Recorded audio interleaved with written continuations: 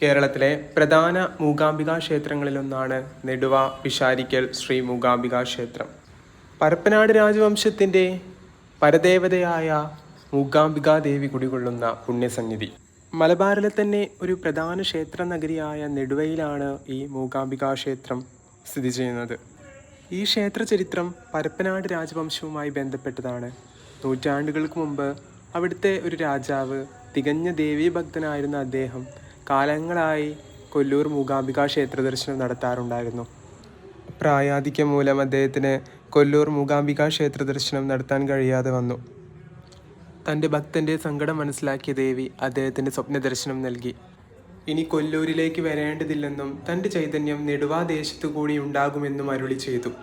ക്ഷേത്രപ്രതിഷ്ഠ നടത്തേണ്ട സമയവും സന്ദർഭവും എല്ലാം ദേവി രാജാവിനോട് അരുൾപ്പാട് ചെയ്തിരുന്നു.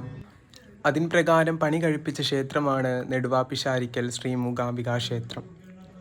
മഹിഷാസുരമർദ്ദിനി ഭാവത്തിൽ അനുഗ്രഹം ചൊരിയുന്ന കടലുണ്ടി ശാരീക്കൽ ഭഗവതി, മഹാവിഷ്ണു, ഗണപതി, അയ്യപ്പൻ എന്നീ ഉപദേവീ ദേവന്മാരും ഈ പുണ്യസങ്കേതത്തെ അനുഗ്രഹീതമാക്കുന്നു.